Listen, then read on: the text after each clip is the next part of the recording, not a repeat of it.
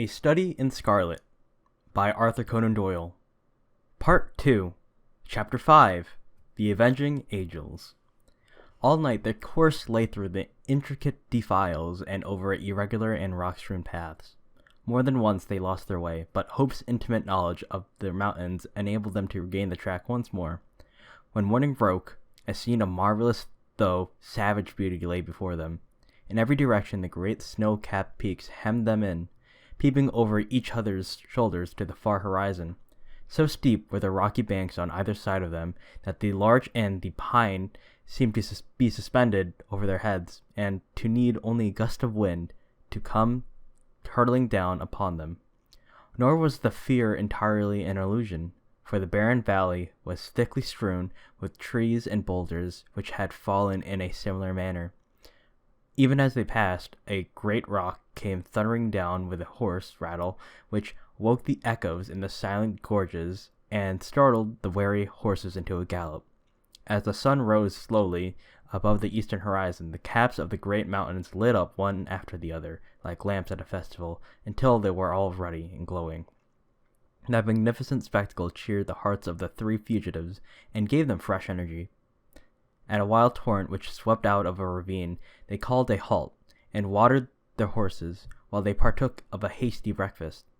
Lucy and her father would fain have rested longer, but Jefferson Hope was inexorable. "They will be upon our tracks by this time," he said. "Everything depends upon our speed. Once safe at Carson, we may rest for the remainder of our lives." During that whole day of During the whole of that day, they struggled on through the defiles, and by evening they calculated that they were more than 30 miles from their enemies. At night time, they chose the base of a beetling crag, where the rocks offered some protection from the chill wind, and there huddled together for warmth. They enjoyed a few hours' sleep. Before daybreak, however, they were up and on their way once more. They had seen no signs of any pursuers, and Jefferson Hope began to think that they were fairly out of the reach of the terrible organization whose enmity they had incurred. He little knew how far that iron grasp could reach, or how soon it was to close upon them and crush them. About the middle of the second day of their flight, their scanty store of provisions began to run out. This gave the hunter little uneasiness, however, for there was game to be had among the mountains, and he had frequently before had to depend upon his rifle for the needs of life. Choosing a sheltered nook, he piled together a few dry branches and made a blazing fire, at which his companions might warm themselves, for they were now nearly 5,000 feet above sea level, and the air was bitter and keen. Having tethered the horses and bade Lucy adieu, he threw his gun over his shoulder and set out in search of whatever chance might throw in his way. Looking back, he saw the old man and the young girl crouching over the blazing fire, while the three animals stood motionless in the background. Then the intervening rocks hid them from his view. He walked for a couple of miles through the one ravine after another without success, though from the marks upon the bark of the trees and other indications, he judged that there were numerous bears in the vicinity. At last, after 2 or 3 hours' fruitless search, he was thinking of turning back in despair, when, casting his eyes upwards, he saw a sight which sent a thrill of pleasure through his heart. On the edge of a jutting pinnacle, 300 or 400 feet above him, there stood a creature somewhat resembling a sheep in appearance, but armed with a pair of gigantic horns. The bighorn, for so it is called, was acting probably as a guardian over a flock which was invisible to the hunter. But fortunately, it was heading in the opposite direction, and had not perceived him. Lying on his face, he rested his rifle upon a rock, and took a long and steady aim before drawing the trigger. The animal sprang into the air, tottered for a moment upon the edge of the precipice, and then came crashing down into the valley beneath. The creature was too unwieldy to lift, so the hunter contented himself with cutting away one haunch and part of the flank. With his trophy over his shoulder, he hastened to retrace his steps, for the evening was already drawing in. He had hardly started, however, before he realized the difficulty which faced him. In his eagerness, he had wandered far past the ravines which were known to him, and it was no easy matter to pick out the path which he had taken. The valley in which he found himself divided and subdivided into many gorges, which were so like each other that it was impossible to distinguish one from the other. He followed one for a mile or more until he came into a mountain torrent, which he was sure that he had never seen before.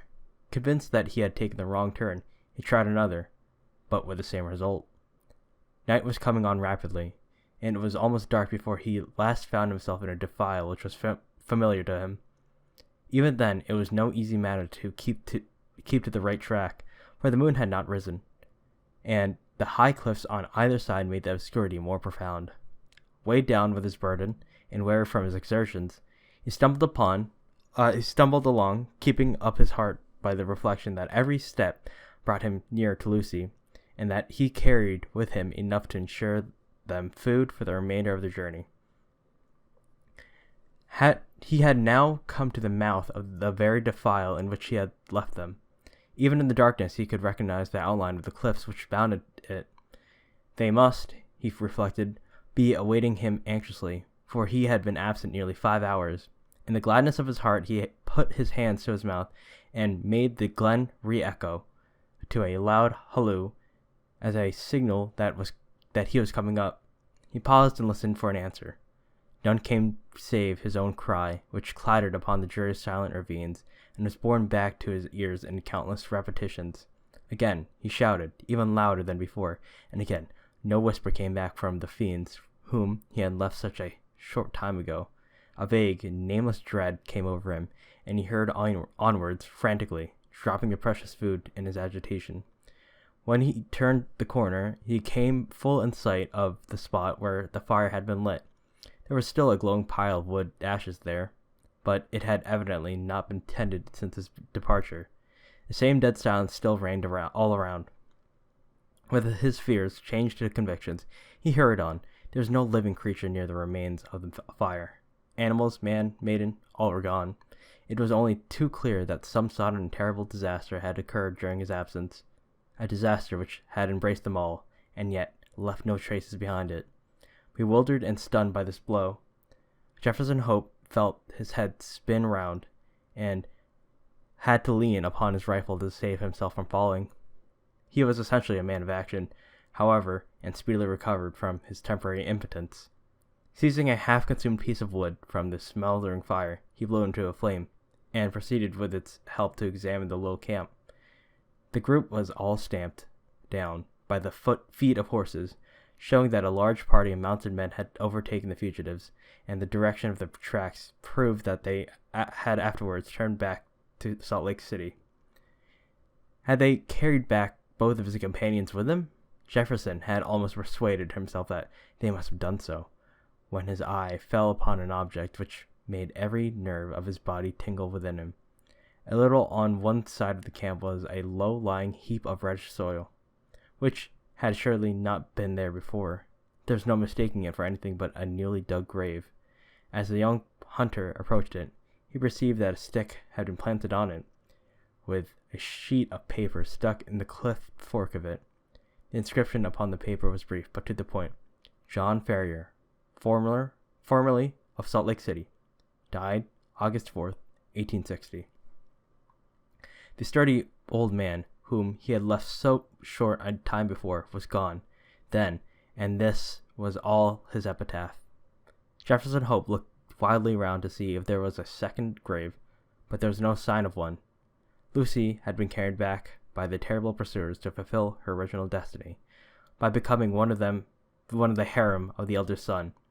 As the young fellow realized the uncertainty of her fate, and his own powerless to prevent it, he wished that he, too, was lying with the old farmer in his last silent resting place.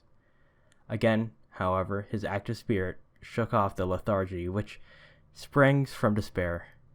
If there was nothing else left to him, he could at least devote his life to revenge. With indomitable patience and perseverance, Jefferson Hope possessed also a power of sustained vindictiveness, which he may have learned from the Indians amongst whom he had lived. As he stood by the desolate fire, he felt that the only one thing he could assuage his grief would be thorough and complete retribution, brought by his own hand upon his enemies. His strong will and untiring energy should, he determined, be devoted to that one end. With a grim, white face, he retraced his steps to where he had dropped the food, and having stirred up the smoldering fire, he cooked enough to last him for a few days. This he made up into a bundle, and, tired as all he was, he set himself to walk back through the mountains upon the track of the avenging angels. For 5 days he toiled footsore and weary through the defiles which he had already traversed on horseback. At night he flung himself down among the rocks and snatched a few hours of sleep. But before daybreak he was always well on his way. On the 6th day he reached the Eagle Canyon, from which they had commenced their ill-fated flight. Thence he could look down upon the home of the saints. Worn and exhausted, he leaned upon his rifle and shook his gun and pan fiercely at the silent, widespread city beneath him. As he looked at it, he observed that there were flags in some of the principal streets, and other signs of festivity. He was still speculating as to what this might mean when he heard the clatter of the horses' hoofs, and saw a mounted man riding towards him. As he approached, he recognized him as a Mormon named Cowper, to whom he had rendered services at different times. He therefore accosted him when he got up to him, with the object of finding out what Lucy Ferrier's fate had been. "I am Jefferson Hope," he said. "You remember me." The Mormon looked at him with an undisguised astonishment. Indeed, it was difficult to recognize in this tattered, unkempt wanderer the ghastly white face and fierce, wild eyes, the spruce young hunter of the former days. Having, however, at last satisfied himself as to his true identity, the man's surprise changed to consternation. "You are mad to come here," he cried. "It is as much as my own life is worth to be seen talking with you. There is a warrant against you from the Holy Four for assisting the Ferriers away."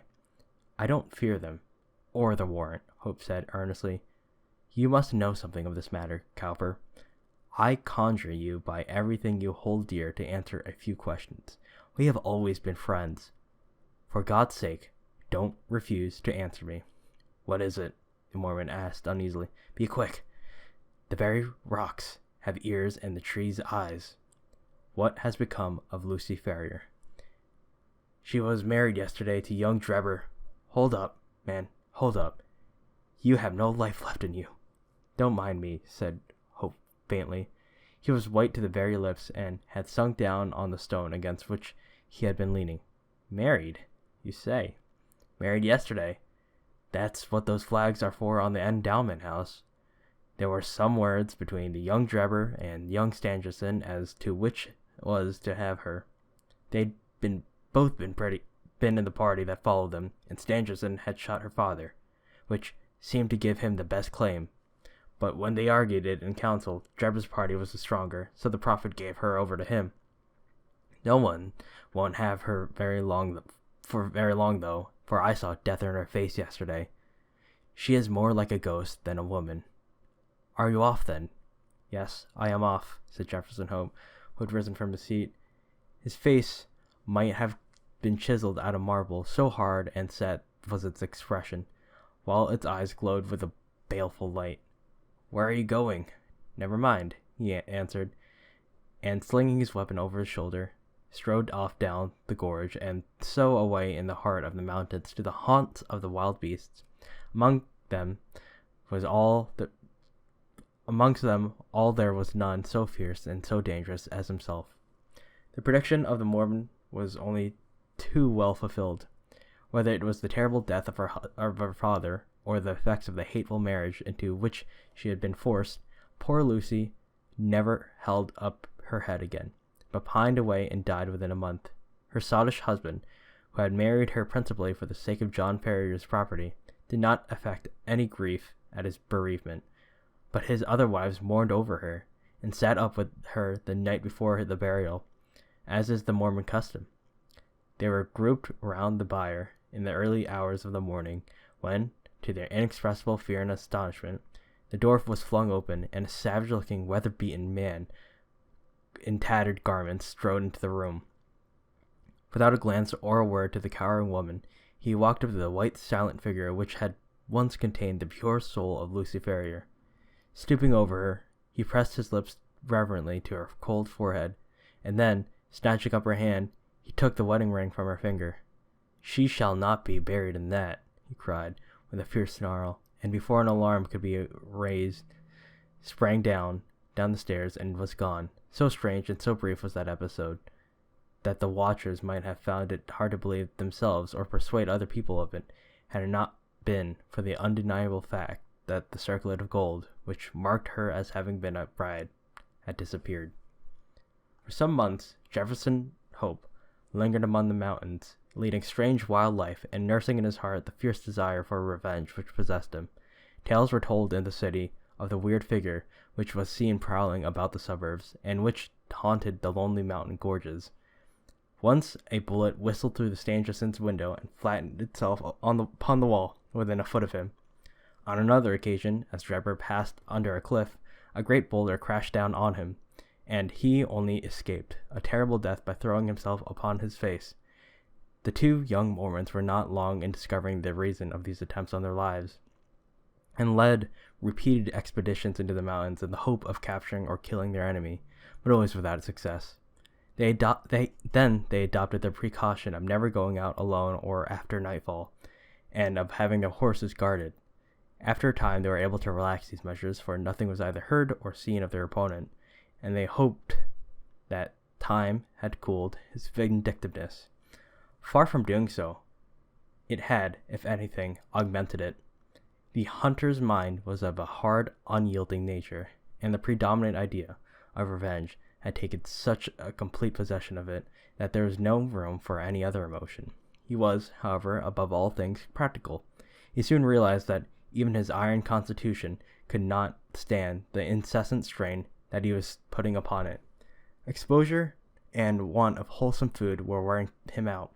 He died like a dog among the mountains. What was to become of his revenge then? And yet such a death was sure to overtake him if he persisted.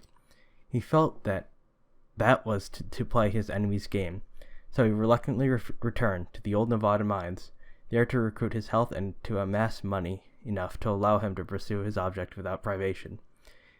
His intention had been to be absent a year at most, but a combination of unforeseen circumstances prevented him leaving the mines for nearly 5.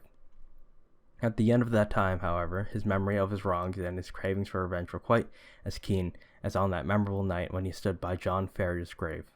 Disguised and under an assumed name, he returned to Salt Lake City, careless what became of his own life, as long as he obtained what he knew to be justice.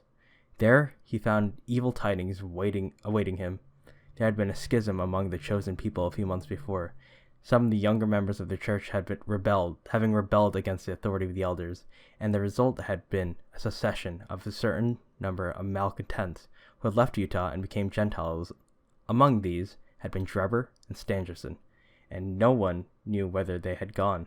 Rumor reported that Drebber had managed to convert a large part of his property into money, and that he had departed a wealthy man, for while his companion, Stangerson, was comparatively poor. There was no clue at all, however, as to their whereabouts. Many a man, however vindictive, would have abandoned all thought of revenge in the face of such difficulty, but Jefferson Hope never faltered for a moment. With the small competence he possessed, eked out by a small employment as he could pick up, he traveled from town to town through the United States in quest of his enemies. Year passed into year, his black hair turned grizzled, but still he wandered on, a human bloodhound, with his mind wholly set upon the one object upon which he had devoted his life. At last his perseverance was rewarded. It was but a glance of a face in a window, but that one glance told him that Cleveland in Ohio possessed the men whom he was in pursuit of. He returned to his miserable lodgings with his plan of vengeance all arranged. It chanced, however, that Drebber, looking from his window, had recognized the vagrant in the street, and had read murder in his eyes.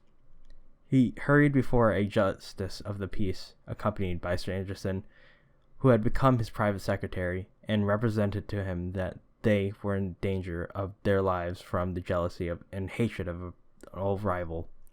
That evening, Jefferson Hope was taken into custody, and not being able to find the sureties, was detained for some weeks.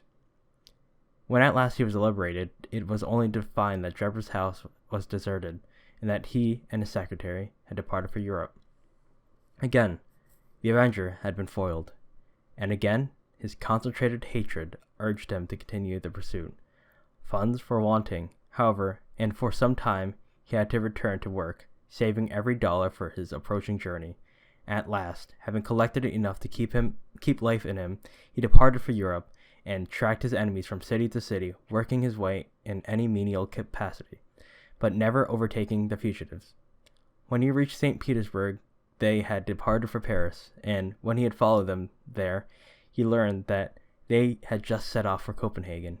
At the Danish capital, he was again a few days late, for they had journeyed on to London, where he at last succeeded in running them to earth. As to what occurred there, we cannot do better than quote the old hunter's own account, as duly recorded in Dr. Watson's journal, to which we already have under such obligations.